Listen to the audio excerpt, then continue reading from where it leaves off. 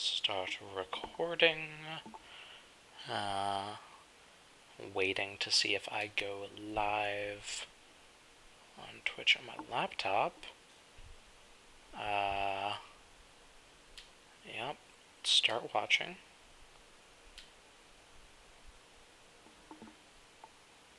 Is it happening?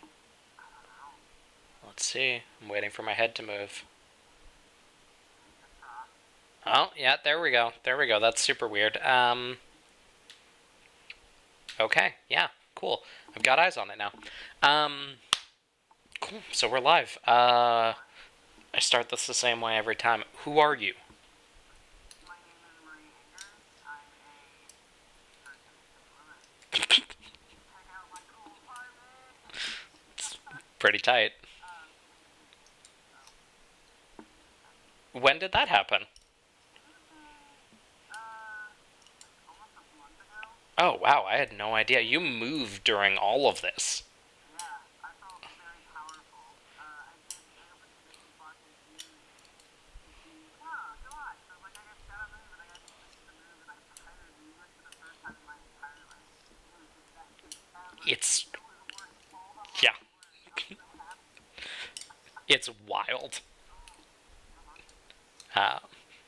Yeah, I've never previously moved with movers, but when I moved from Brooklyn to Austin, it was just like, I just woke up, and a bunch of dudes came into my house, and they packed everything up, and took it away. Yeah. It was great. Yeah. Whole apartment in like 3 hours. Like a 3-bedroom apartment.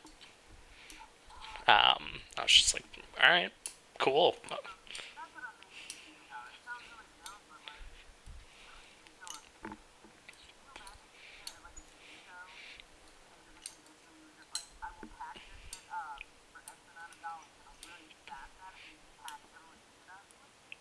I mean, oh my god, that's a great business. I should cut in some movers and just be like, you keep 80% of the money, I keep 20%, and you're gonna have work all fucking weekend, and it's just gonna be nonstop, and you're gonna get great rates.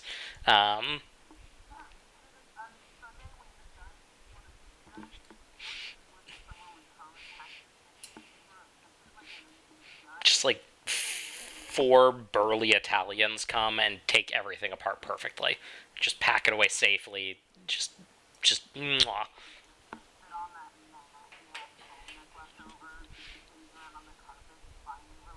Yep. I feel like the first year a whole bunch of people would be like, no, I don't want to do that. And then you're watching. Oh. Well, that's not great. Thanks, Ray. People can't hear you. No, we're not lagging. They can't hear you at all. Cool. Let's fix that. I'm glad somebody was able to pop in and say that so early on. Okay. Well, post. I guess I will edit that first portion out. In this super haunted, and then people can be like, what the fuck was she saying? What was happening? This secret shit. What was it? It could be a great mystery. I should have said super secret shit. Oh, what a disappointment. What a waste of time. Ray, an opportunity. Fixed? Hello, Ray? Let's see. Ray. Got it. Yeah, heck yeah. People can hear you now. Perfect. Cool. Voila.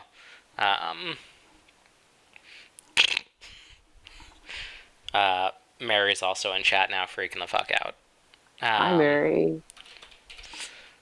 Okay, so well, we're not going to relitigate that. No, but also it doesn't matter. People know who I am because my name is probably in the name of the interview. It is. So interview 18, 8/26/2020 with Marie Enger. Marie did not really actually give a description. I think the words used were, I'm a person, and you can look at my cool apartment. Yeah, that's exactly what I said. What, I'm really What do you do? Is maybe a better question. Well, now I dust all my bookshelves in my cool new apartment. I just want to say, like, man, I used to work at a comic book store, and I loved how I organized those shelves, and I dreamed of the day that I could organize my bookshelves that way. And then I was like, fuck it, man, I could do it now. And then I did do it now because I refused to buy bookends, and this is the only way I could make it work. But so I typically do a kind of like a combo gig of doing like comic creation. So I write comics, I draw comics, I color comics, I letter comics, I put comics in a book. And then I kickstart some comics, and I do some comics that are for companies. And then my kind of like second job is I make a dark occult Western tabletop RPG called Casket Land. That's basically just you go into a super horrible, oh, there goes my bird, playing with a bell. Casket Land flavor. There's Loam's bell ringing endlessly in the night. What he does now, because I've been waking up at like 5:30 in the morning and coming out and letting them out early. Now, if I don't wake up at like 6 and I'm not out there letting him out, he rings that damn bell and I come out. I've been Pavloved by my bird, my old ass bird. Terrible. Anyway, so I do a dark occult Western tabletop RPG called Casket Land that focuses on making difficult decisions as a group, but really is just meant to foster like a super atmospheric, dark, sad, lonely place that people can kind of like futz around in for an hour or two and then leave. It's designed to be... So I designed it to be hyper violent, but I actually haven't seen a lot of people play it that way. I've seen a lot of people treat their like... It's fucking...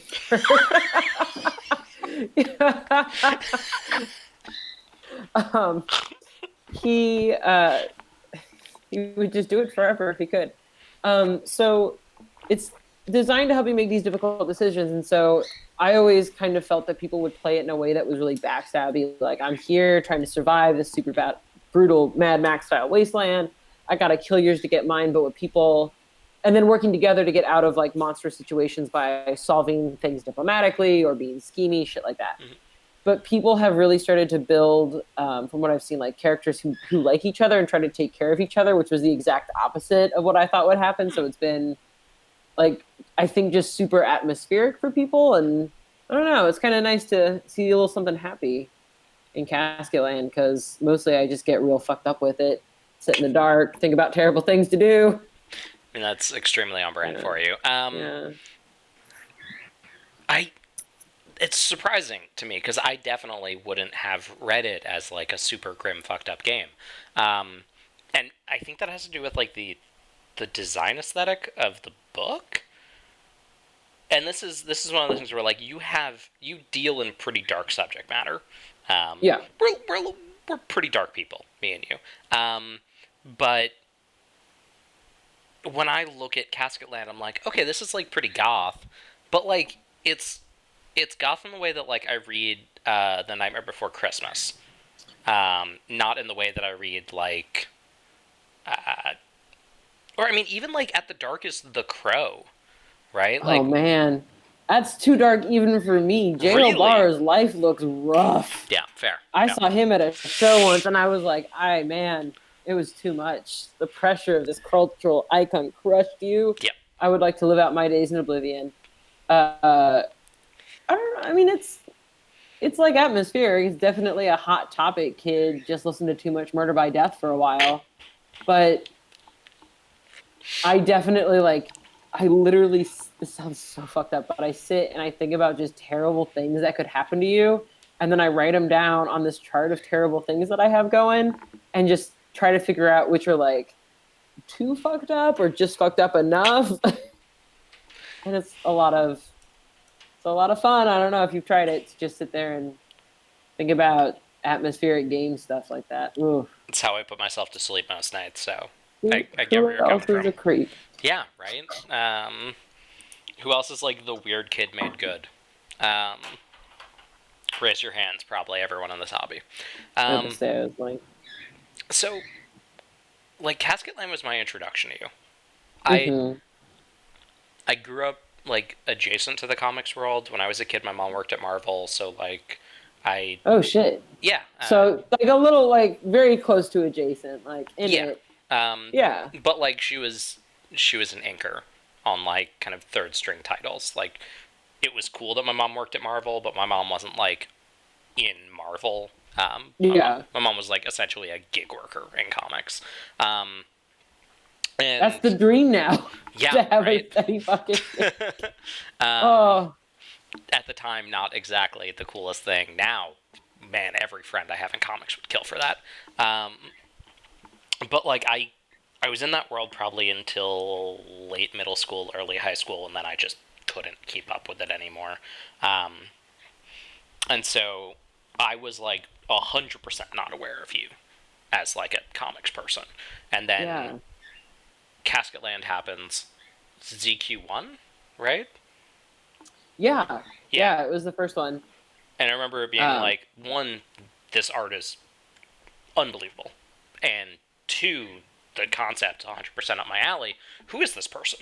And just being like, oh, damn, this is really cool. And then just you were someone on the periphery. I think I, like, followed you on Twitter. We, like, had no cause for interaction.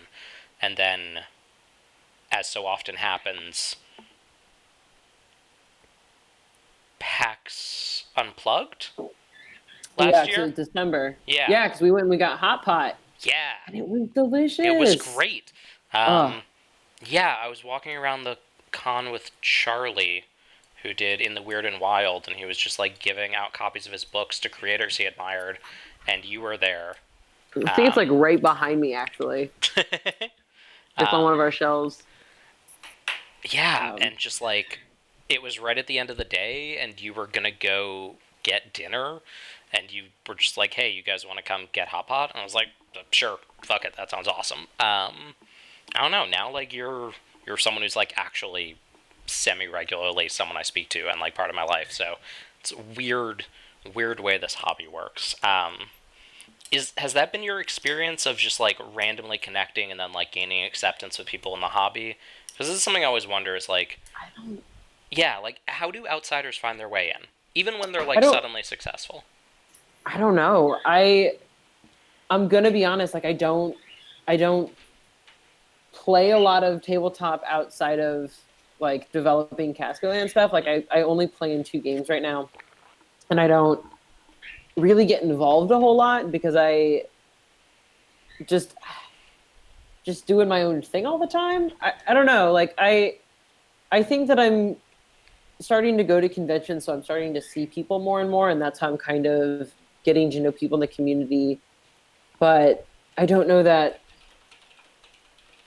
I actively...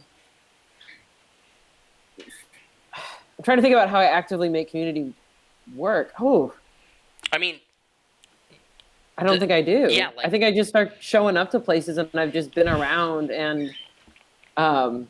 like, the same names get mentioned over and over again, or I've run into people at Kickstarter parties, or I feel like everyone maybe kind of knows each other. I don't know.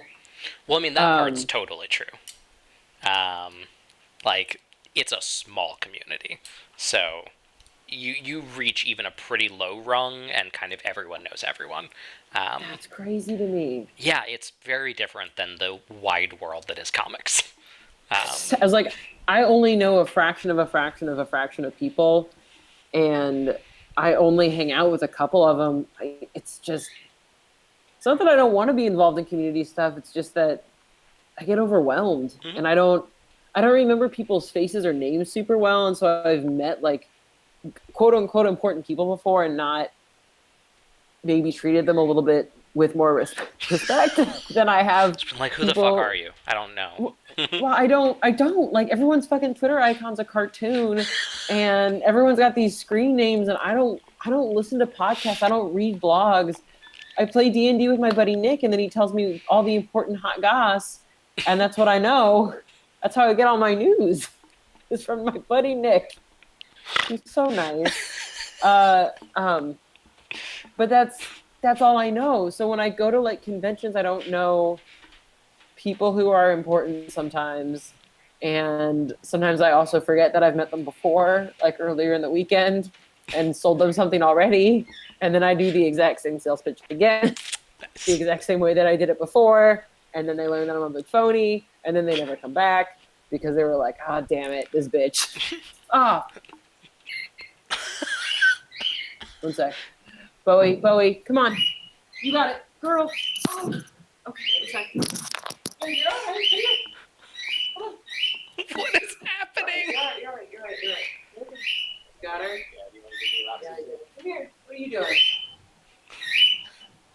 You got her? Yeah. Oh, I think Bowie might be. Yeah, I would just check on her.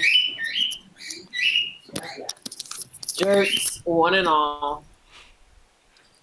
Sometimes that just happens, and they all do it at once. What? And we think one of them is pretty blind, so they fly. They're birds. They're prey animals. They just freak out. Okay. They all fly. Now they're all back at their cage, and they'll be okay. One of them might be having a seizure. I'm not sure. Is she seizing? Okay. She just wants attention. I hope not. They get they inbred cockatiels real bad. Okay. And she's a Lutino albino kind of cockatiel, and so she gets this thing called Lutino syndrome, which is basically like she's super inbred, and so she has little seizures when her brain gets too hot, and she's bald. Ooh, maybe put her in and let her.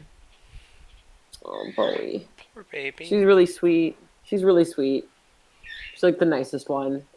But she's also like bitten off moles before and eaten them. So she's also the one that's tasting human flesh. Okay, extremely hills have eyes. Deeply inbred have tasted human flesh.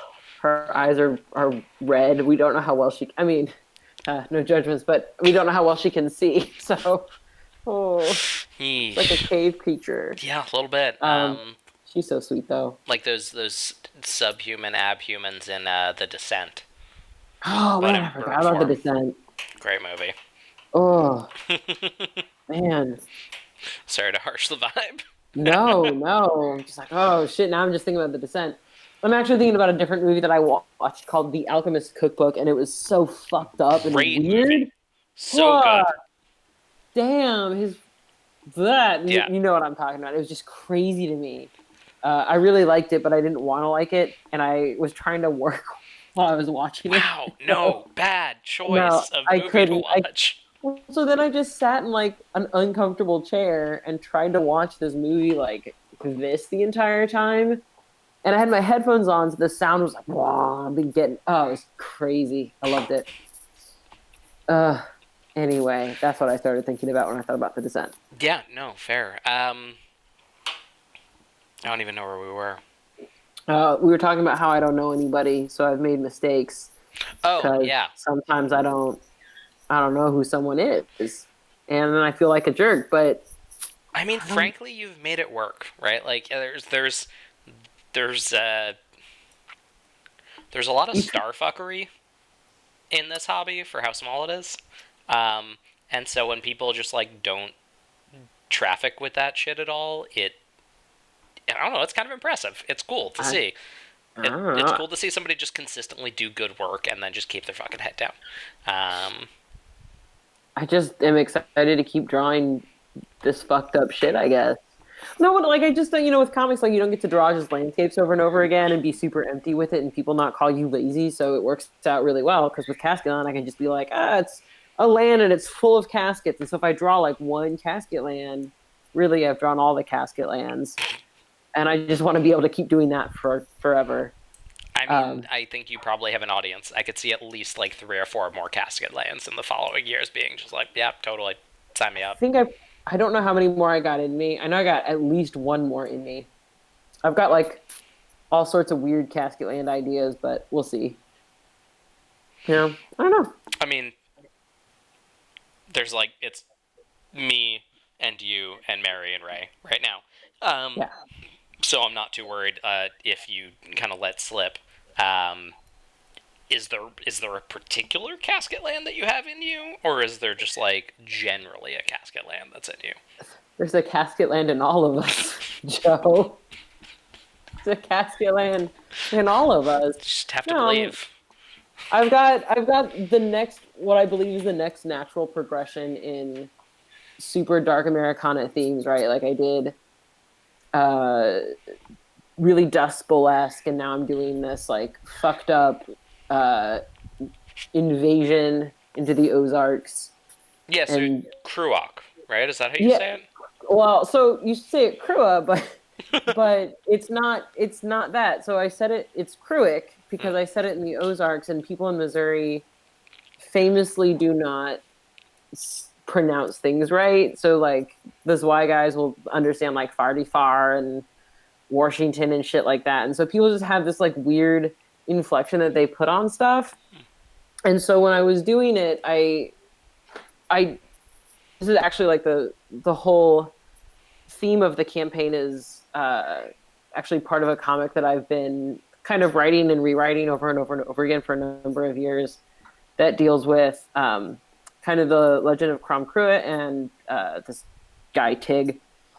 And I just always thought it was a super cool legend because you never really know in different iterations. Like Tignomus is really helpful and benevolent, and in other ones he's like this crazy bloodthirsty cultist who just slaughters babies. And it just, I'm basic. I like a good fantasy story like that, and so I'd always been kind of drawing and redrawing this comic whenever I just needed something to kind of futz with. And so when it was time to do Casket Land, I knew that I had wanted to do something kind of more implanted mythology based. And because I'm in the Ozarks, well, I'm not in the Ozarks, but I'm in like St. Louis, Hmm.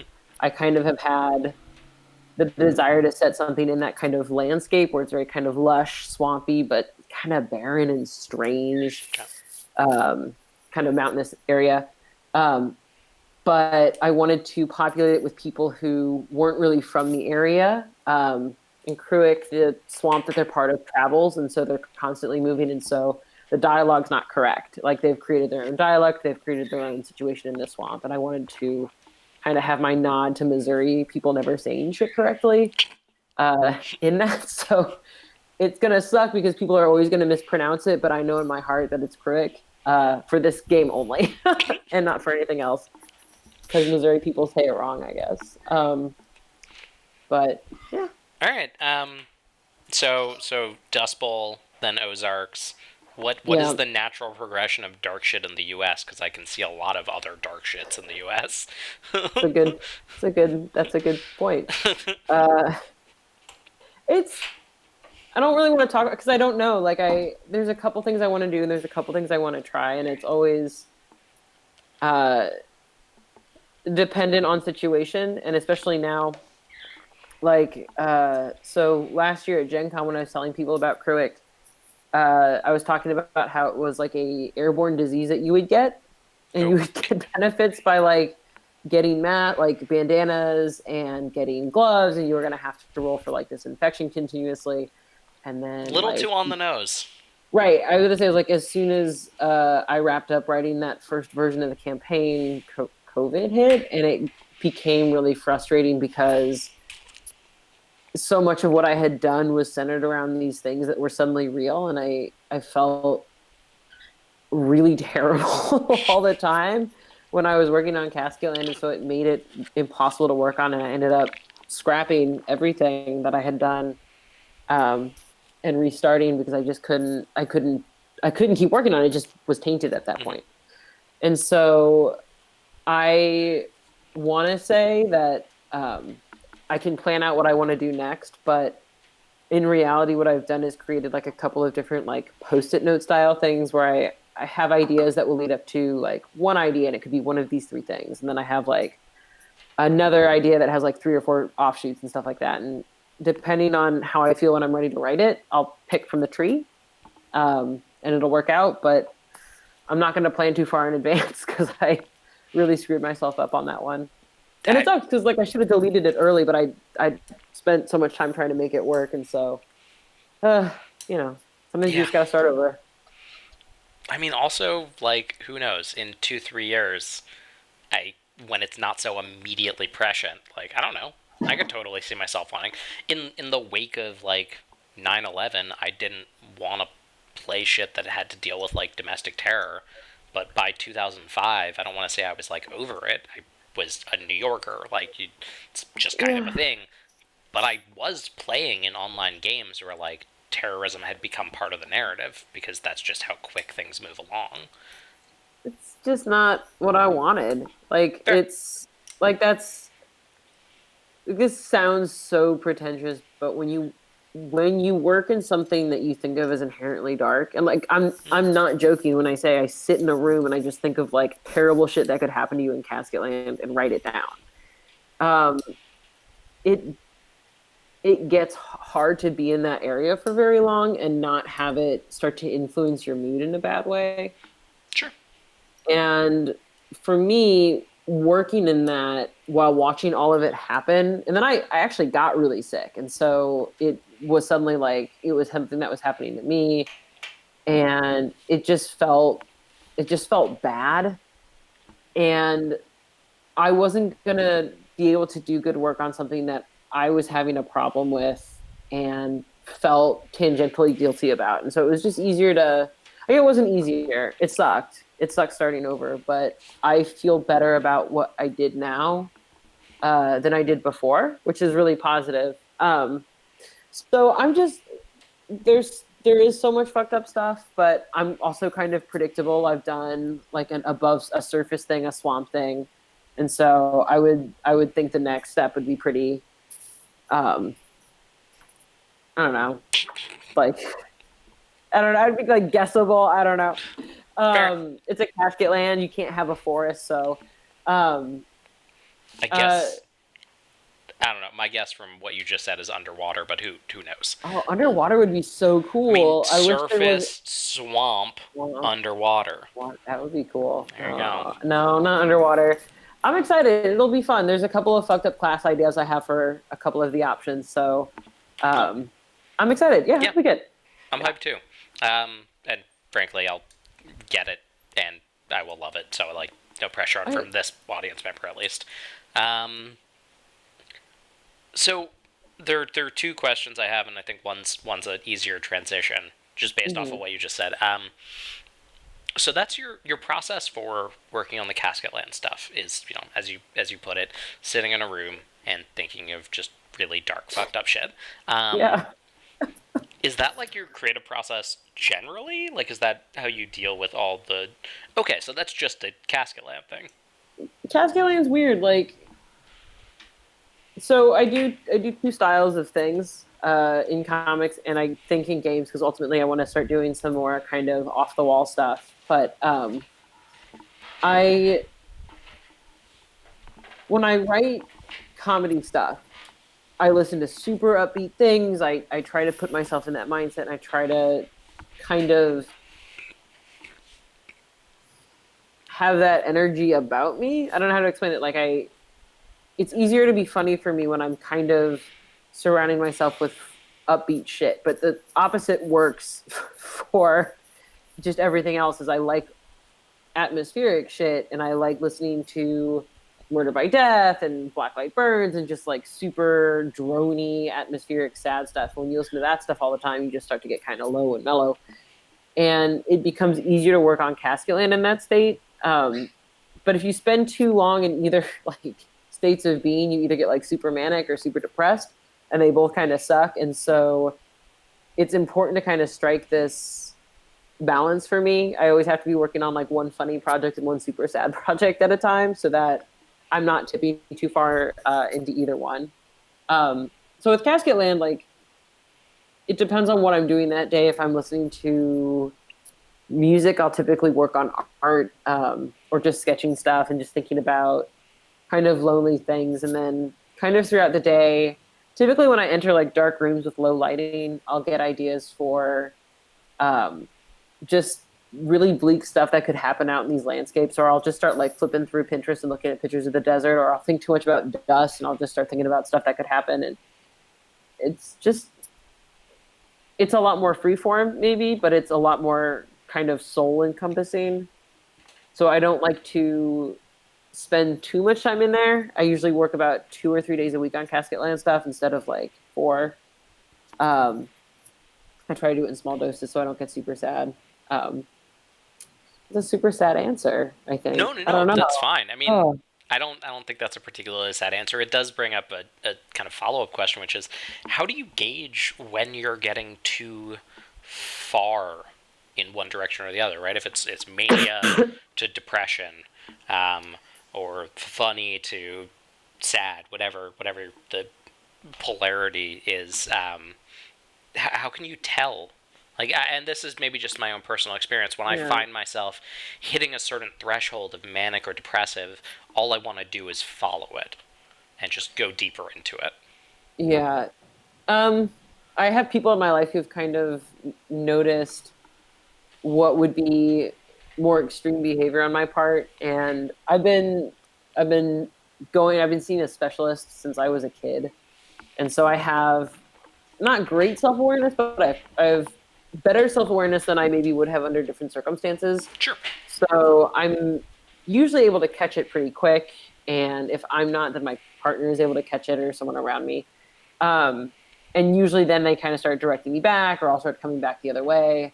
And it helps too, honestly, like comics work is paid. Like that's part of my job. Even if I wanted to be sad all the time, I have this paid project. I have this work that I have to complete.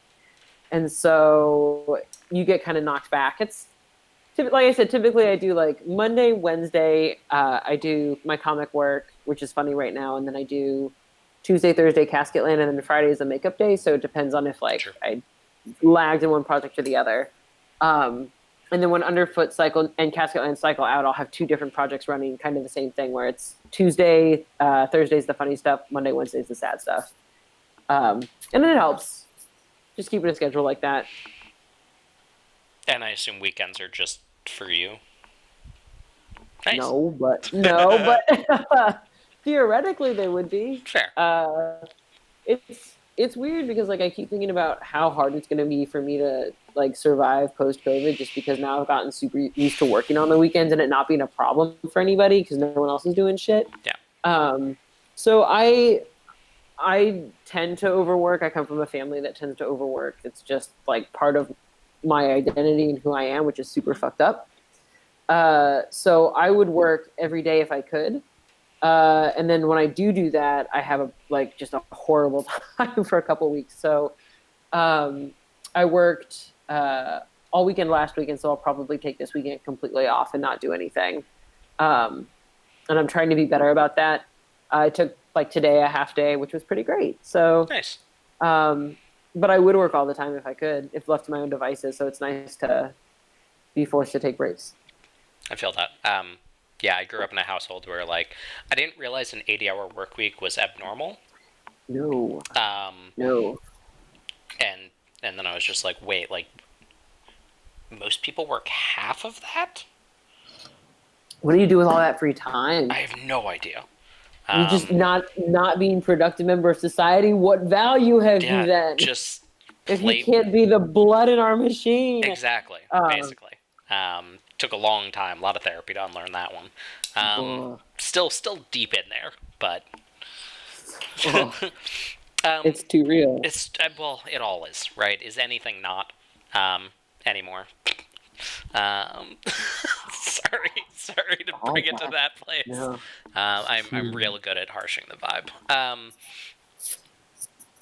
Okay, so then going the other direction. The other thing you kind of made an offhanded comment of just kind of being a good nerd down with that fantasy shit. How did you? So you play D&D with your friend, right? Mm-hmm. How did you get into games, right? Like, how did you have the thought, well, I'm a comics person, what I should do next is a weird zine role-playing game? I think I got invited to be part of it.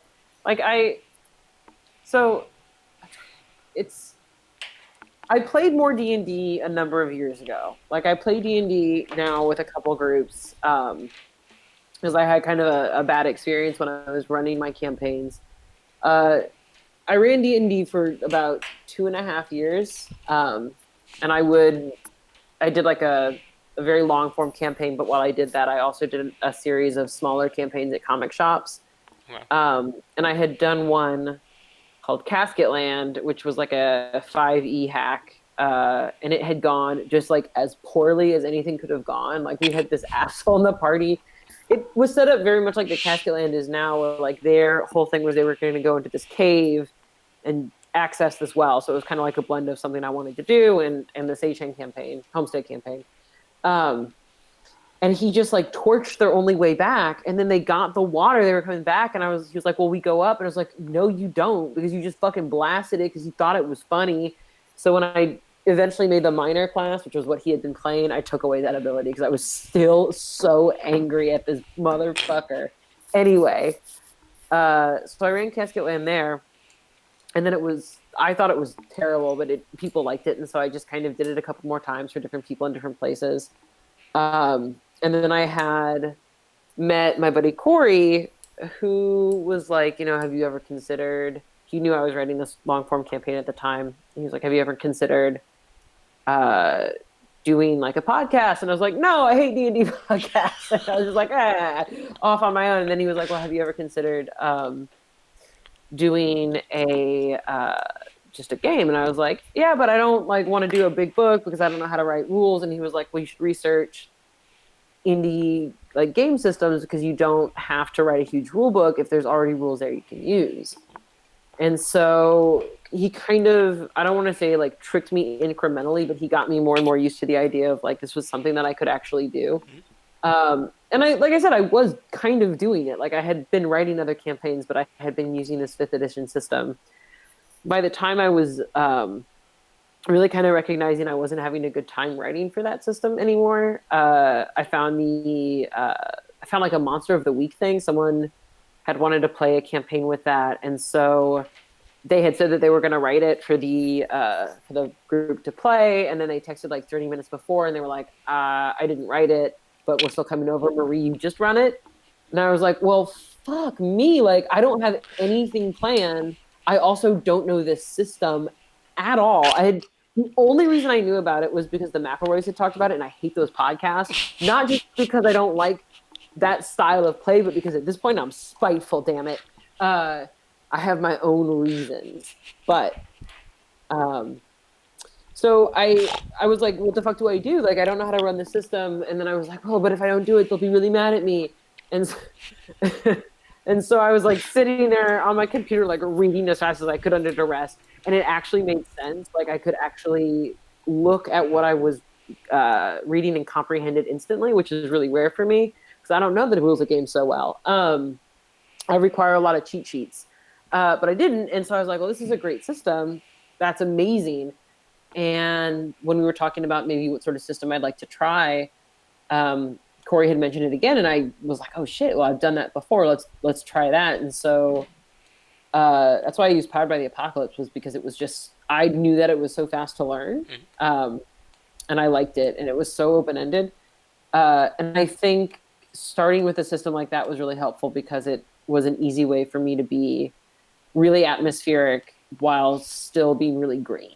And I think having a system that was kind of forgiving like that was helpful for me and made me want to do more games with it.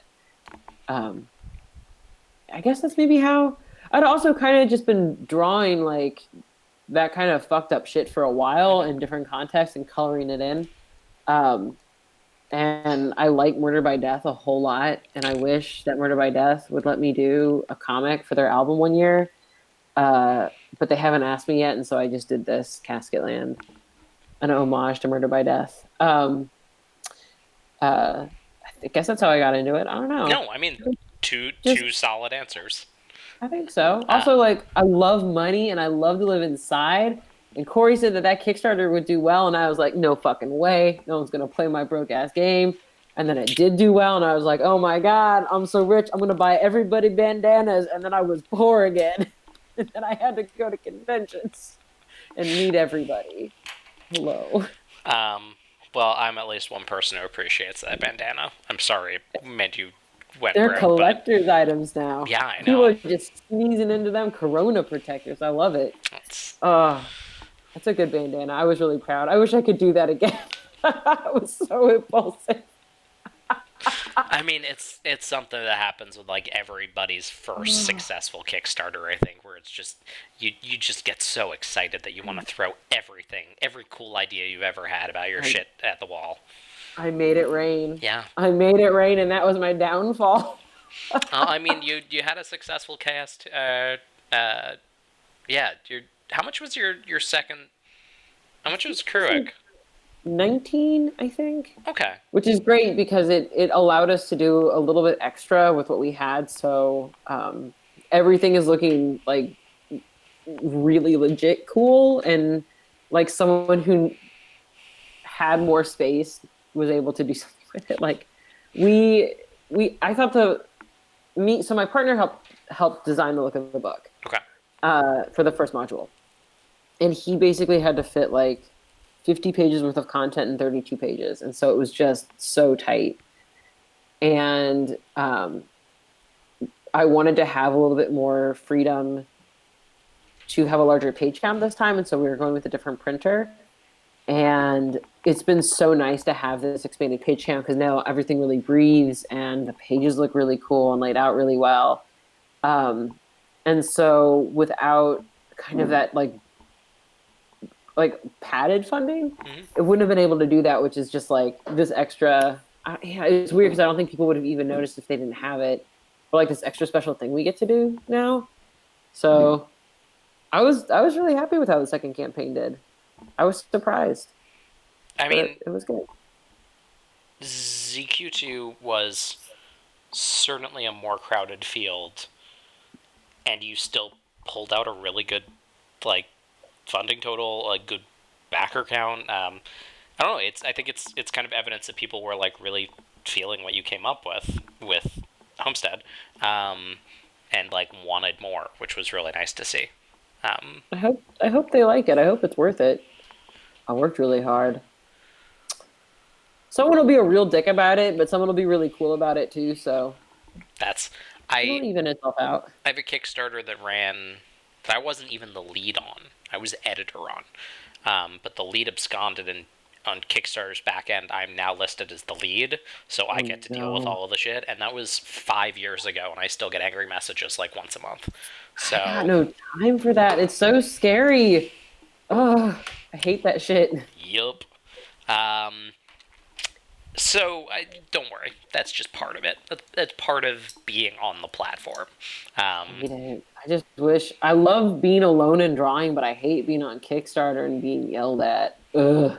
I mean, it's my grandmother says this all the time. She's just like, my grandmother's basically just a crazy woman who sits in her room and just makes shit all day long until like her hands don't work and she just passes out. Yeah, like a future. Yeah. She's been this way her whole life, and she never wants to sell any of it. So her entire house is just like thousands of pieces of jewelry and whole garments, just like an entire Macy's full of clothing she's made over the years. Like you could open and run a very successful small store. Just take the stuff out of her house. What the fuck? And she's just like, I just don't want to deal with it. I don't want to deal with having to sell any of it. I don't want to have to deal with customers. I just want to make it. I get it. Like, I don't blame her. Like, I do see the appeal of that. Oh. This sounds really scummy, but I actually like selling shit. It puts me in a really good mood. Because I like it when I can sell shit and it goes well and people are excited. I don't like it when it blows up in my face and then people are mad at me. I'll say that. Fair.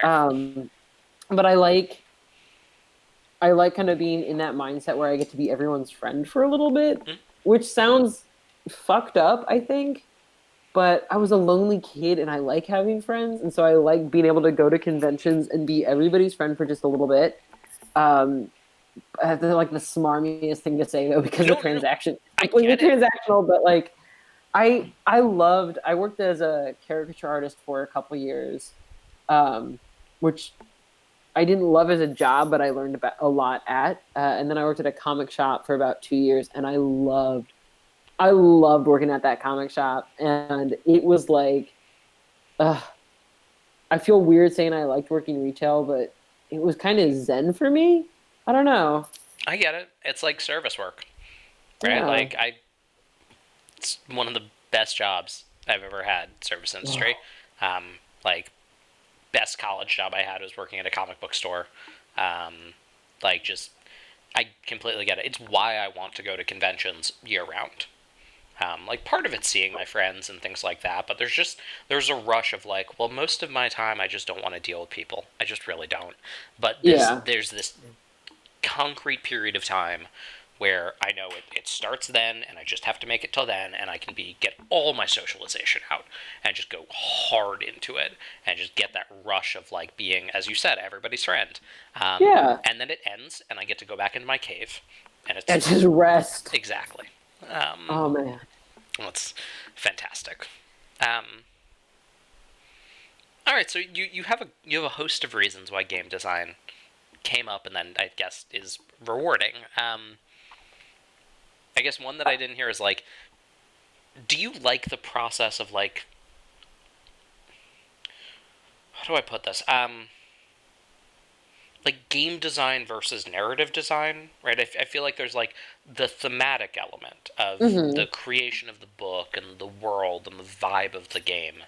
And then there's the portion of it that's, like, dicking around with rules, right? Kind of, the mechanic scaffolding of the game. Have you come to enjoy that over time? Was that a thing that you found joy in, or is it just a thing you have to get past? It is a thing I have to learn, and it is a thing that I'm trying to enjoy more. But it is ultimately something that I have to work to enjoy. Like, I think that it's important to recognize that that's where I am weakest, because it's just not something I know super well. And I come at this from really very late in the game, from an art standpoint, almost exclusively as a storyteller in my day job. And so, of course, I want to do all the fun parts of the game, which is, like, coming up with the situation, and then I think of all the characters and what could happen to everybody and all the art, and that part's great. But then I have to, like, actually balance characters so you don't have, like, a super megalome versus, like, a shrimpy tiny madman. And that stuff is boring. And, like, it's fun to think about. So I'll talk about the Liar class in Kruik. So the Liar class is a class that allows you to play 3 classes at once. So you go in and you say, I'm actually a gravedigger. And so you leave the town as a gravedigger, but if you run into, like, a monster that really does not respond well to being hit with shit, like a dust devil, you could be like, actually, I'm an undertaker, and then use an undertaker's attack. And so you're kind of able to swap from role to role depending on what you see fit. You pick 3 at the beginning of the game. And it was, it's now built so that when you fail a roll, you just get found out and you can't use that roll again. You lose all your shit. Everything's just bad. If you succeed, have a full success on a roll, you get to do this thing flawlessly. It works out really well. And if you get a partial success, you get to do this thing once, and then you never get to do it again. You're so afraid that it didn't go well and you won't be able to lie convincingly about it again that you just can't do it anymore. And so you start playing these characters thinking it's really great because you have all these options available to you, but you don't have any weapons. You're relying purely on just these really charismatic, heavy modifiers. But when I created that concept, what I had initially wanted was just a character that would lie about what they were to everybody all the time. And if they got caught once, they'd be killed. Okay. And my manager was like, that's terrible. Like, that's a horrible thing to do. It's super weird. You need to have a better incentive for people to want to do that. And I'm just like, but it would make more sense because they're a liar, that when they get found out that they're lying, they just get murdered. And he was like, no, because people will want to play the game, so they don't want that to happen. And so I don't understand why I can't kill everybody in Casket Land right away the way that I want to. So now I have to learn how to balance shit and do mechanics so that people have fun. I think it makes the game tame. I think it's not in the true spirit of Casket Land if you can't just be killed because I choose for everyone to die in the Casket Land. Anyway. Just makes it a compromised product. Bullshit, man. I sold out. It sucks. I have to make something that people actually like. Ugh.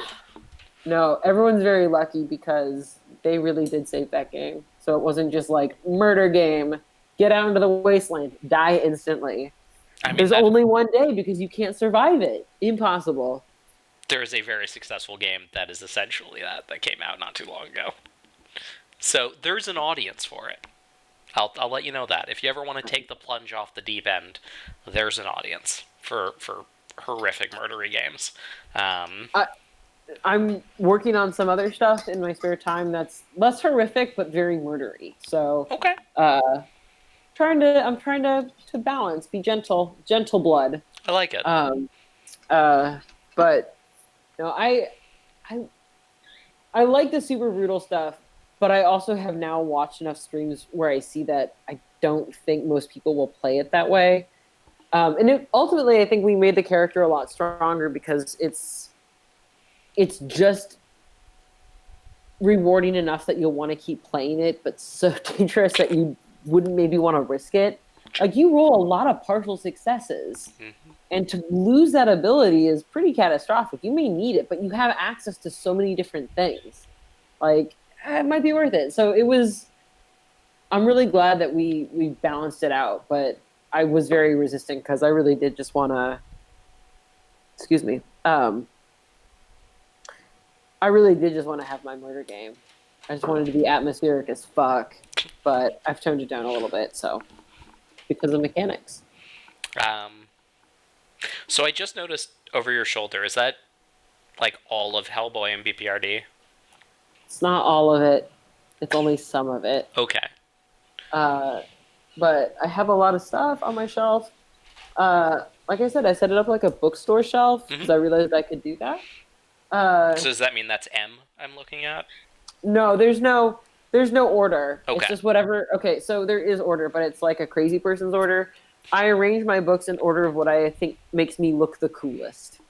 Like, that's not even a fucking joke. Like, I strategically arrange my stuff so that all of my cool stuff is in one location. So this is actually my cool shelf. Everything on this shelf, if you came into my house and you looked around, you'd be like, wow, Marie knows how to read. So literate, so good. All these books, they look artistic. I look cultured. And then on my other shelf over there, I have all of my, like, garbage comic books, are the ones I read so much that their, like, spines are broken in half, or, like, I'm not saying I'm ashamed of Preacher or Hellblazer, but, like, I don't want my grandma to come into my house, well, theoretically come into my house, and then, like, go to that shelf and start flipping through that. If she flips through Hellboy, I can be like, it's art, Grandma. But if she goes over to, like, Hellblazer and, like, cracks open the Family Man trade, I can't explain that, so it has to be over there. And then we have, like, a shelf that our birds like to go on. But they're not going on so much anymore. And so it's got, like, some games on it and some vinyl toys and, like, some of my games and art books and stuff and my smart people literature, by which I mean my sad people literature and short horror collection stories. That's how I arrange my books. Family Man's the one with the serial killer? Yeah. That's what I thought. Okay. Yeah. It's pretty gruesome. Like, that's what's so crazy. But I have not the complete run of the Vertigo series, but I have, I would say, like 90% of the run. I don't think that people in comics know that I'm a huge Hellblazer fan. I was never getting commissioned to do him ever. I mean, before. It just kind of makes sense. You seem like someone who would be. I agree. You seem like someone who just, like, stan Constantine super hard. I don't like anything enough. I say that as someone who has Abe Sapien tattooed on their arm. But I don't typically, like, especially, like, with, like, the big two, I don't typically like anything there enough to be like, oh yeah, I'm super into it. I would love to work on this IP instead of my own personal work. I have a huge ego. Other people are like, I understand that I need to eat, and I'm just like, I'll fucking kickstart it myself and live in squalor, but at least it'll be mine. So I, but I don't like talk about it a whole lot. And I have, like, all of Hellblazer damn near. I was getting it for years from, like, my parents and my granny. So they would just, like, wrap up, like, whatever trade they could get at, like, Borders for 20% off. And so I've been collecting them for a really long time, but kind of in secret. Like I don't think anyone in comics knows I have any like big 2 books at all. Okay. But I have some on the shame shelf, so not the cool people shelf. Just the deep well of shame shelf. The deep shame. And there's cool stuff over there too, don't get me wrong, but it's not like the prime cool stuff. It's not like the art people cool stuff. It's not the stuff that people would be like, oh wow, you know how to read. It'd be like, oh wow, you love gross comic books, don't you?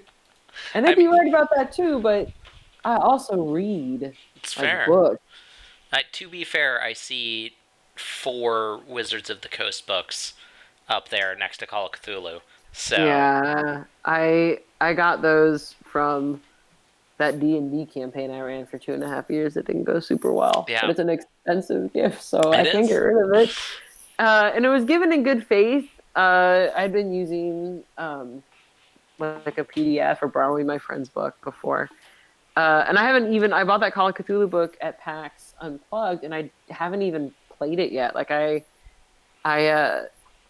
was gonna run a couple games when I came back from doing Emerald City in March, but that never happened. And then we went into quarantine, and I was playing like D&D with so many other people, and no one wanted to play Call of Cthulhu, and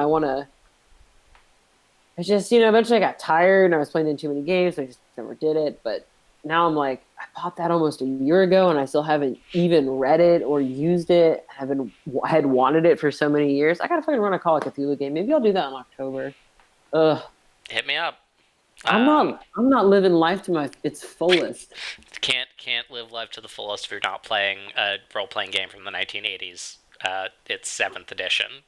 I fucking I played it once with a guy I worked with on a comic, and he was such a dick of a DM. Oh, he was such an asshole. I'm so mad, like to this fucking day. So he made us roll for everything. And I say this also as someone who plays Vatspawn, which is like king of the random roll. Like you don't know what the fuck's gonna happen to you, but uh, I had rolled this character who could either be like so morbidly obese they couldn't run or move at all, or like so tall that they were considered a freak. And I was like, well, I guess I'll just be the super tall person because at least I can run away. And the entire game, he was like, people just think you're super ugly. They cower in fear. You can't go through doorways. I kept getting shot in the ears because my ears were so big. Oh, it was awful. And he played it super mean. And I was like, I feel like I'm this guy for real. Wow. And I hated it. I was just like, this is so brutal. And we were playing with a guy who had only played the system once, and it had been like a really good-natured game where everyone was having fun, so he was taking too long to decide. Mm-hmm. And so then this DM just started acting like a dick. He's like, well, then they shoot you. You're taking too long to decide. And it wasn't like he was taking 2 hours to decide to do something. It was like 30 seconds. Like an amount of time that is reasonable. And I was just like, fuck you, fuck this game. But then I was like, oh, but I love Cthulhu stuff. So I want to play this game again. And I felt like this was a new addition, a new time, a new start for me. And I did enough at PAX Unplugged that I could do it, so I did it. Bought myself a treat. Yeah. I was gonna ask if you were aware of the Hellboy game that's currently being kickstarted. I am. Okay. Yeah. So I actually handed off the reins of my Kickstarter account to my manager to help me handle stress and stuff like that. So I don't actually have access to my Kickstarter right now, which is great. My mental health is greatly improved because of this. But because of that, I also can't like donate to any Kickstarters. And so I didn't know it was happening until a buddy of mine was like, why didn't you tell me there was a Hellboy tabletop coming out? And I was like, I didn't know. And I went to back it, and I was like, fuck, I can't back this game because I can't log into my goddamn Kickstarter. And I was like, oh, shit, I'm not going to get access back. What am I going to do? And I was like, I know what I'm going to do. I'm going to call my mommy. And so I emailed my mom, and I was like, I know that it's like, September, and it's not Christmas, but I really want this game. And she loves Kickstarting shit. And she tangentially knows what Hellboy is because she hates my tattoo so much. And she like I get a lot of Abe Sapien stuff because I'm a freak, and she's always able to find it at a really deep discount because nobody likes him like I do. So she recognized some of the characters in this game, and she was like, "I will back this for you under the condition that I never play it and you don't talk about it." And I was like, "Oh, it's not gonna happen. It's not a promise I can make." And so I don't know to what level I donated, but my mom got me Hellboy for Christmas. So All right. it's great. That's nice. It Yeah. worked out the best walkout ever. I get to do a Kickstarter and that. Ah, it was great. So I'm excited. Uh, I hope the minis look okay, but I don't think that they will. I think they're gonna make them look like David Harbour Hellboy and not Mignola Hellboy, and I do not stand for that shit at all. Same. I'm not into it. Don't care for it. Why would you have like a generic ass design when you could have this super cool structural looking thing? Bullshit, I say. They could have made it look awesome. I will say I was kind of surprised. I saw Mignola speak at SVA, and that dude does not give a shit. Not at all. Yeah, I told not you. even a little bit. Did I tell you about when I met him? I don't think so. So, kind of, I don't want to say proto Casket Land, but it shares a lot of similarities landscape wise with Casket Land. I did this comic book collection called We Are in a Dark Place, and it just cataloged like a series of short comics that I had done. I think 2013, maybe this would be. I was so proud of it, but it was super Hellboy inspired. And I had gone to Emerald City Comic Con to sell for the first time. And I had done this Hellboy skate deck that I was selling at the show. And I had this book for sale. And my mentor was there, and he was like, well, let's go see Mike. Let's go give your book to Mike. And I was like, I don't want to meet Mike Mignola. I'm really like too afraid. And maybe it's good that I don't know who anybody is, because if I do know who someone is, and I act like a dipshit. And so I got really nervous, and I was like, I don't want to see Mike. I don't want him to see my art. I got really self-conscious, and he was like, no, let's go. So we go, and Mike truly does not give a shit about you or anybody else, which was great because I was instantly not nervous, but also terrible because he clearly didn't give a shit that I was there, and started talking about how awful it was to leave the convention center. And because I was like now not anxious anymore, but not at ease either, I was just like ready to say whatever to not feel uncomfortable anymore. And I blurted out, oh, I know a really great way to get out of the convention center. And he was like, what is it? Like, there's this dark stairwell like 3 blocks down. You go all the way down the stairs and it spits you out in the parking lot. And you go through this little hallway, and he's like, I'm not going down a dark stairwell with you. And I was like, oh shit. Like, oh, what did I say to Mignola? And I was like, I left, and I was like, I'm a dumb ass. And it was like one of those moments, like I walked away and I was just like internally like crumpling in on myself. And he had taken my book, and Matt was like, oh, it's fine. He's not mad. That's just how he is. And honestly, like everybody I know who's worked with him has said the same thing. Like he just doesn't give a shit. But I felt like just like, you know, like that first, like kind of like, oh God, shit, damn it. And I went back to my table and I continued like my convention. And on the last day, he came by and just signed my skate deck and left. And I was like, what the fuck, man? Now I can't sell this thing and I gotta take it all the way home? What the fuck? So it was like this monkey's paw of a gesture where like, cool, he signed it. He came by, he recognized, like it was like this moment, but now my shit's got to be carried back with me on the plane. Can't sell this shit anymore. Mike, thanks a lot, I guess. Can't display it because it's my old ass art. I got this fucking Mignola skate deck with my art on it and his signature hanging out in my cupboard. Ugh, it feels so haunted. Oh, it's just hitting me now. It's never gonna leave you. That object's gonna be with you God, forever. What the fuck? Oh, somebody's gonna inherit that object like in a horror movie, and it's just gonna I follow hope them around. it's imbued with my power and not his, because he just won't give a shit. Or maybe they should want it to be imbued with his, because he won't give a shit and he'll be an easy haunt, whereas I will be very obnoxious. I have a lot of demands about where I will live. And it has to have central air because I'm a big ass baby. I do not like to be hot. It's just like things are flying off the shelves, but like they're not breaking. They're just landing in better arrangements because you're just really not feeling the way that the person who lives in that house now is putting things together. Get my shit right. Make it look like a bookstore.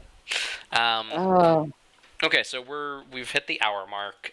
So I'm going to take this opportunity to go to the questions. Okay. Because people paid good money to ask you questions.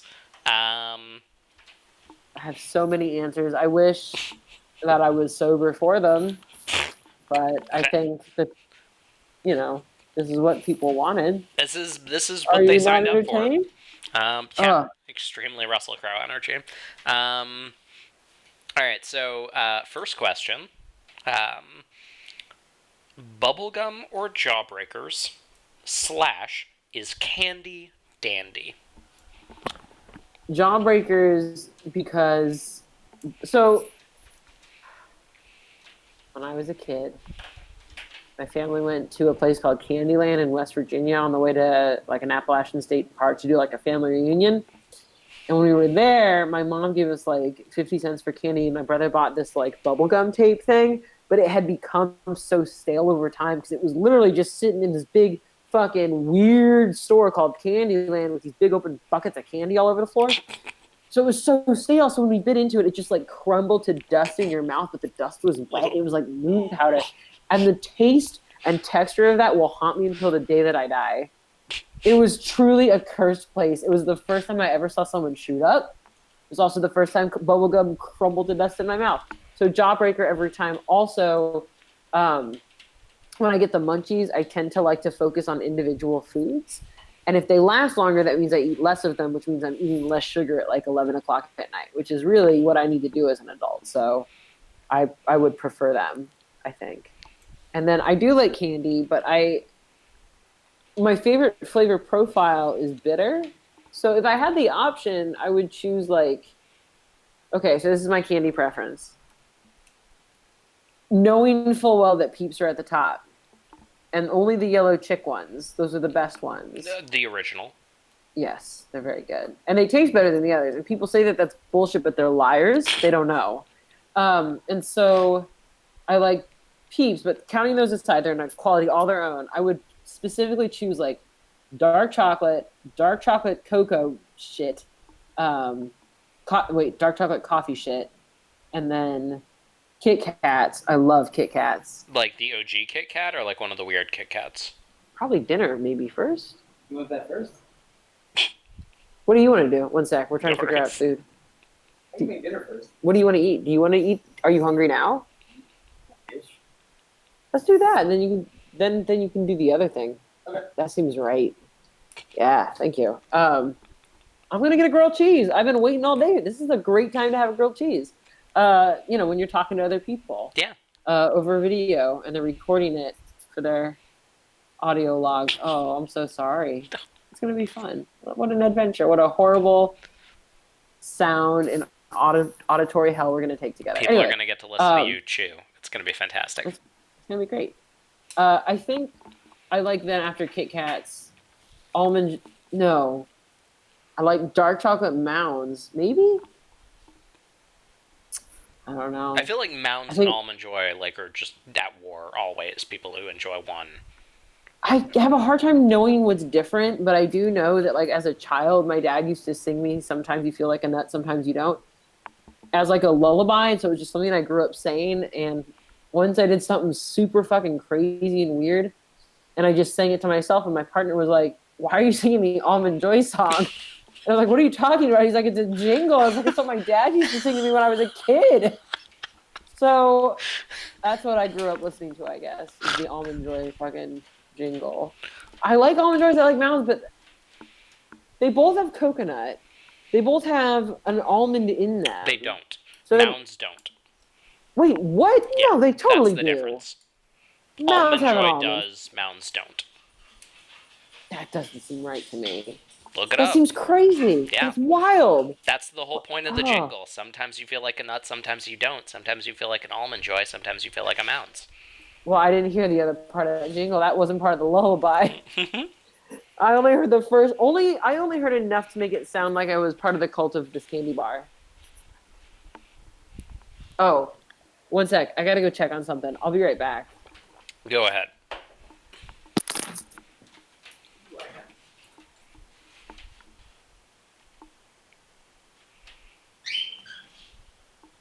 The birds are back.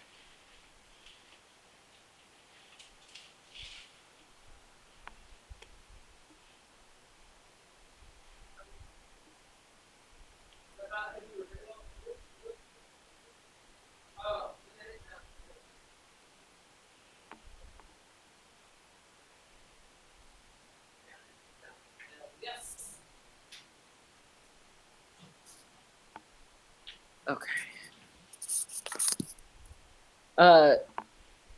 It just seems crazy. Why would you ever eat a mounds? Why you would only eat almond joys? I mean, that's my feeling. Why would you even have that as that's a terrible option, Right? Oh my god, terrible. It's just the coconut filling and the chocolate around it. Well, and I love that coconut filling, but it's just not. Without the almond, it's just not. It's just half-assed. That's pointless to me. That's crazy. No. I like candy. Candy is dandy, indeed. Mm-hmm. All right. I like liquor too, but I don't know. Would you choose, if you had the option, candy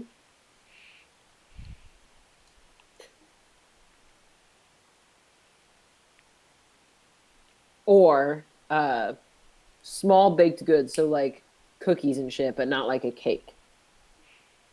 So you could have like meringues and small cookies, but not anything bigger than that. Like not muffins, just like the basic bakery shit and candy. One or the other. Basic bakery shit. Same. All right. I'm ready for the next one. All right, tight. Favorite animated film or cartoon? I really like... So the one that's had the most impact on me is Samurai Jack. Hell yeah. Well, I guess Samurai Jack and Invader Zim, but it's complicated with Invader Zim because you can't go back and watch that as an adult. But I think that my favorite... I watch a lot of animation, so it's hard to say. It depends on like what I'm feeling. So I really love Song of the Sea. I think that's a really good movie. I think it's really beautiful. I love the music, and I love the way they made everything work together with the patterns. I also really, really love like Metalocalypse because I think it's super clever and it works really well with the budget that it has. I also really like the show Ball Masters right now, even though it's extremely problematic. I think it's really fun. I don't know Ball Masters. It's like the new Super Jail. Okay. And so it's like hyper violent and super weird and zany. William Street as well? Yeah. Okay. I think so. Yeah. I really liked it. I just watched Premiere for the first time and I really liked it. I thought the colors were really cool. I tend to like 2D animation much more than 3D. Okay. And so I haven't seen a lot of like the very mainstream stuff in a couple of years, or consistently, despite having a lot of friends who worked at Disney. So I've missed out on a lot of that. But I really like I'm trying to think of like the last really good thing that I watched and I really liked. I keep meaning to watch Missing Link and I haven't yet, but it's been on my list. It's just such a hard question. I also really love like Don Hertzfeldt films because I'm very predictable. Nice. And so I have like a really good copy of It's a Beautiful Day, which I love. I think it's a really good movie. It is. It makes my brain feel good. And I really like... I wish more people knew Hertzfeld, which is one of those things where, like, I know a lot of people do, but still not enough. I only know because so my degree is in animation. Before I did comics or game stuff, I did animation. Okay. So I worked for Titmouse. But I knew Herzfeld because I had to take these history of animation courses, and I frequently wrote about what I thought was experimental animation, and in some cases it was like Don Hertzfeld, but I also like did a lot of papers on salad fingers, which I hated. Like I hated then and I hate now. But I was just, I guess, trying to be edgy. So I watched a lot of that stuff, and I always thought that his shit was so clever and so deceptively simple. And I loved what he did with just the film burning, and it was so chaotic, and he would have these sounds, and it kind of made like that like reverse brainwave, right? Where like your brain thinks disordered, and so it felt like it kind of played that disorderedness back, and so everything felt like it made sense for this moment. So I really like his movies because it kind of gives me that feeling. But I also really love like Sword in the Stone. That was like one of my favorite Disney movies growing up, and that's one that I still think about a lot when I think about how I like to draw pastoral landscapes or wooded areas. It's a lot. It's a hard question because I like a lot of different animated films for a lot of different reasons. I mean, yeah, it's asking someone who studied animation and then worked in animation and then worked in comics. Oh, not for long. I did not last very long. Some people were not meant for that grind, and I was ground beneath that wheel too hard. I was a baby. I've been doing comics for so long that I legitimately don't know how I can ever get a job outside of comics now. Like, I feel like I've lost all my other skill sets. So, No, I mean, you can make shit real pretty, which is a skill set many people lack. I like making dark stuff pretty. Yeah. It's a talent. Singular. Oh, man. One talent. Ray just wrote Rusty Spoon in chat. No. Oh, it's terrible. Salad fingers. It was so bad. Oh, I was such a gross kid. But like, that's what I read about. And to an extent, it was experimental animation. It was weird. It was when YouTube was still new. Like, it's weird to talk about experimental animation now because so many people can do it. There's so many more options to have it received. I feel the same way about like YouTube Charlie the Unicorn. Yeah, like that's what we had, but that's still like that was still experimental at the time. It was super weird. No one was doing that shit. It's annoying as fuck because whatever trend that was on the internet was terrible, but just because it's bad doesn't mean it's not experimental. And like I said, I don't like salad fingers. I was never a huge fan. It always really creeped me out. So I don't really know why I did this, but it was something I did. Wild. What was the one of that era that was done with puppets? There was like a Harry Potter one that was done with puppets, but I didn't like Harry Potter, so I didn't. That's not true. When Harry Potter got angsty in book 5, I was like, "Fuck it, I'm out. I'm angsty enough. I don't need your shit too, Harry Potter." It wasn't. So I think that one was done with puppets. There was a Harry Potter one with puppets, but there was one that was like just deeply surrealist and horrifying, as well. That was like a YouTube limited series of the same era. Oh, Don't Hug Me, I'm Scared. Thank you. Don't Hug Me, I'm Scared. Yeah, I was like that one's current. Like that's a new, not new, but like a modern one. I was way back in the early YouTube days, the scary ones, where you never knew if it was going to load. Sure. I didn't realize Don't Hug Me, I'm Scared is that new. I kind of always assumed it was like same era as like Salad Fingers and Charlie the Unicorn. No, for some reason I think they're still doing them. Really? Well, now I'm not sure now. Well, here's the beautiful thing. We have the internet. Me, I'm scared. So, June 2016, what happened to Don't Hug Me, I'm Scared? They're making it into a television show. That's terrifying. Wow, yeah. Yeah, so they started in 2011, so they're not new. But they're not old. Yeah. Yeah, they were when YouTube was like a thing that people could start making money on. Okay. And I'm talking about before YouTube was a thing that everybody was on. When it was like Congregate Games and Newgrounds and all that weird shit. Oh, yeah. I love Newgrounds. Mm-hmm. I just loved it. But I couldn't play it because I don't play video games at all. Like, I played, like, Night in the Woods and Pokemon. And My Friend Pedro, which I think was really impressive. I played that game purely because I loved that trailer so much, and that soundtrack is amazing. So I don't play a lot of video games. but I would watch all of like their video game trailers just because I was like, I want to live in this world. I want to understand what Team Fortress 2 is. And then I finally got to play Team Fortress 2 once where I was hooked up to the audio and I was like, this fucking sucks. I'm out of here. Never again. No regrets. Yeah. Okay. Well, that's question 2. Question the third. Future Marie comes back in time to tell you something important. What future attire is she rocking? Black t-shirt, black patch jacket with probably some of the same pins and patches that I've been moving from jacket to jacket for a number of years already.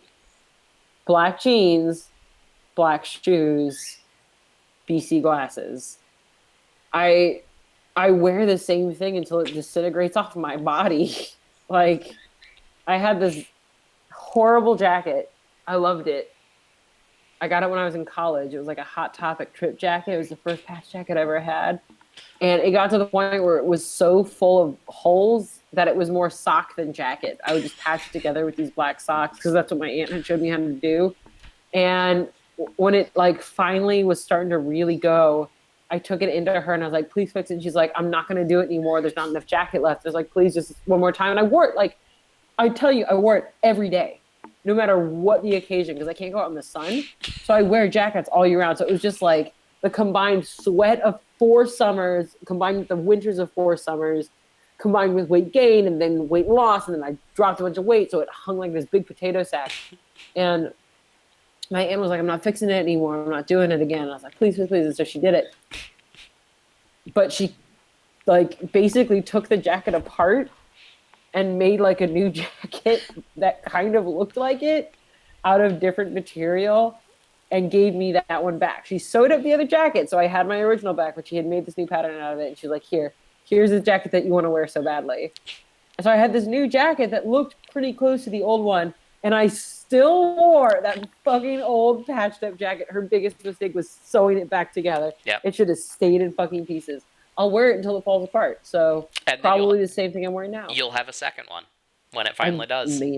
No, I did not keep it. It eventually you grow up a little bit more and you look back on your trip jacket and you think, is it as cool as I thought it was for 6 years? And no, you realize it wasn't, and then you have just endless regrets. Terrible regrets. But you're gonna have them either way, so. No, I have new ones now, but I only have a couple of patches that I really like, and I have a couple World Inferno patches that I love. Yes. And I don't think World Inferno is gonna have a whole lot more shirt merch anytime soon, so I gotta make them last. So what I'll do is I'll cut I on. ever saw.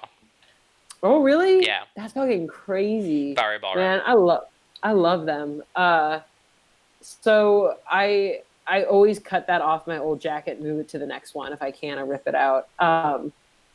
There's a couple that are like 3 jackets each, which is horrible in the summer because that part's so hot, but in the winter it's so nice because it's like right on that part of your back that releases all the heat. So it insulates it and catches it and pushes it back down. Ugh.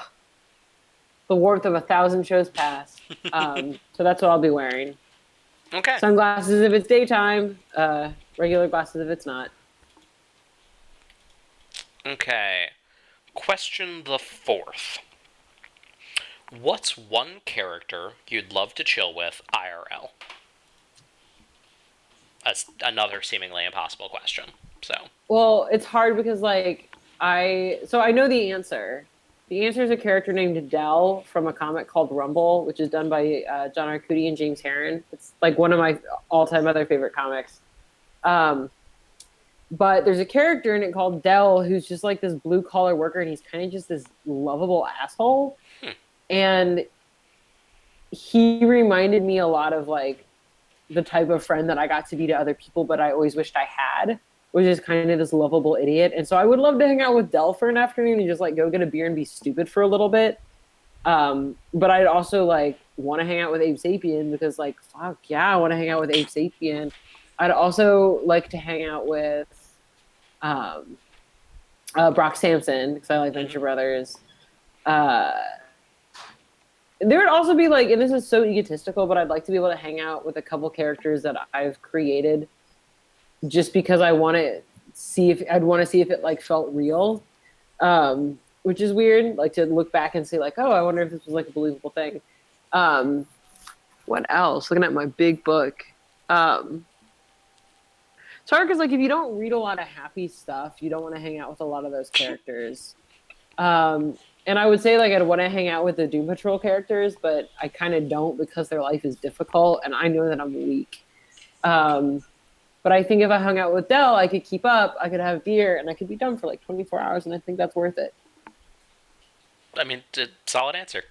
And a relatable problem, honestly. More so than I had expected. All right, next one. If your work became a video game with no budget limits, what kind of game would it be? And it doesn't specify what work, it's just if your work.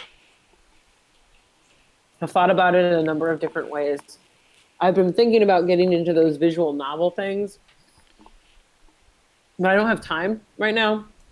And I mentioned it once, and then I got like a bunch of people in my inbox, and I didn't know any of them, and I got really freaked out. So I'm going to make it like super clear that I don't see myself doing this anytime in the near future, but I'd love to consider doing a game that kind of operates in a really nihilistic style where you're forced with making these choices over and over again, and you're basically like, you're not forced to go through this landscape, but it's very, very like atmospheric, heavy, stylized, very blocky, bold color landscape stuff.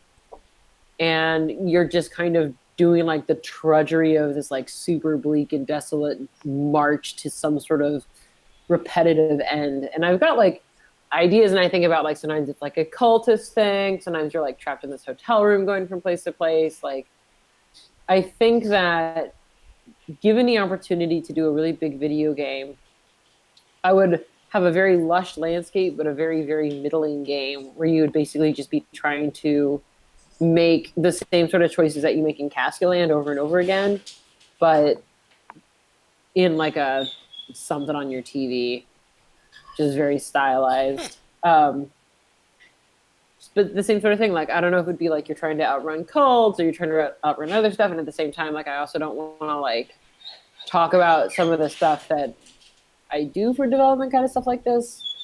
But I like to think that it would be a very, very stylistic looking thing, but not like very narrative based and not a lot of game to it. Okay. I could see that. Totally. I think it would fit pretty well. So, all right. I like it. By way of visual novels, unsolicited, I'll DM you some recommendations. That would be great. No, I've it's just like something I'm noodling around with because I think it'd be fun. But it's also something that like I shut down my DMs and stuff now, so I really only get stuff that people I've already talked to before send me. But I had mentioned it like once on a Saturday morning when I had smoked a bunch and just played How to Fool Boyfriend. Great game. I had never played a visual novel before, but it was like $2, so I thought I'd try it. It's a weird one to start with, but I had heard about it and I had wanted to play it because I love birds so much and I thought it'd be funny, but I apparently got one of the rare endings. So I felt really, I guess, proud of myself, but I just thought I behaved practically. And so after that, I was like, oh, it'd be super interesting if you had a game where it didn't matter what choices you made because everything had the same outcome. So you could theoretically play this game like hundreds of times and have the same outcome, but then maybe one time it would be a little bit different. And so, but you could, no matter what you did, this was what would happen to you, and it would just comment on the futility of everything. And I love that. But also, I feel like people would probably be very angry they had to do that. I mean, again, it's a game for someone out there. Is it for the mass market? Maybe not. But no, we know the answer is no. but we know 100% there's somebody out there who really wants that experience. One person just wants to be real sad for 100 times. Same sort of sad. Welcome to game design. It would be interesting. And again, like it's hard because I kind of with projects just kind of do what I want to do at the time, and I've been really lucky that I've kind of done enough in a piece of stuff everywhere that I can kind of, oh, hell yes. That's a beautiful sandwich. Oh, it's really good. Hell yeah. Can I have it? Yeah, you want it? Yeah. Yeah. I want it hot. Thank you. Oh, is there fruit? Yeah. Oh, Anything to go thank with you. it, so. Oh, this is a beautiful sandwich. We made bread in the bread maker. It Nice. has cold and feeling robot arms, but this is going to be great. Thank you, Rob. Oh, so excited. And I got blueberries. But so like I think about making video games, but I always think about it in like terms of like, what if it was also a comic, or what if it was also a tabletop game, or what if it was just just a series of illustrations. So, dinner time. Yeah, enjoy. That's great. I mean, honestly, kind of perfect timing. There's a last question, and then you can probably go and eat in peace. I'm gonna. Oh, you don't want to hear me crunching through it? Oh, I That's mean, terrible. I want to hear you crunch through this last question for sure. No, I'm just gonna answer it. The people don't want to hear my cheese crunchings. What do they got? What people? What was the last question? What people? It's you. just me. You, right? Mary, and Ray. I want to hear it, and they can do whatever they want. You have to transcribe every crunch, which is the worst part. Like it's gonna be just like one page of just crunching and gargled mutterings. I'm down. I'm down for that challenge. I'm down for that fight. But last question. Question 6. Which designer would you fight in hand-to-hand combat? And designer could be broadly anything. It could be anyone from Alexander McQueen to a shadow version of yourself to whatever. No, I would never fight myself. I'm too delicate. I would probably fight... Thank you. I would fight...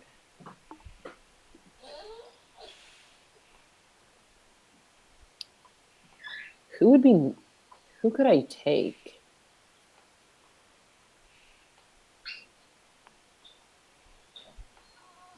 Do my comic artist friends count as designers? They're designers of worlds. I would say so. Okay. Well, yeah, totally. I 100%.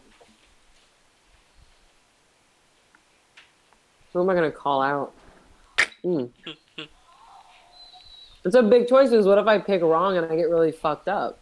What if they make good on that promise? So I have to choose someone who's not local. I choose.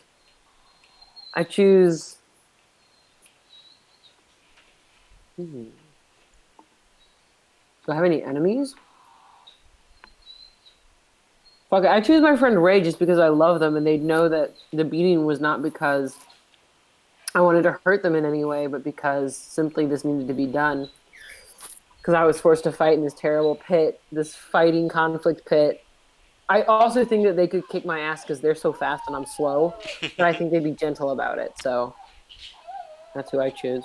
All right. I could never fight Rob, who would be the closest one to fight, but then who would make me a grilled cheese sandwich? Who would be nice to me? Who would watch Infinity Train too many times in a row with me? I fucking love Infinity Train. going ham for that.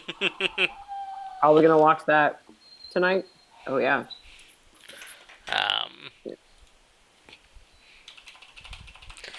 Well, that's all I've got.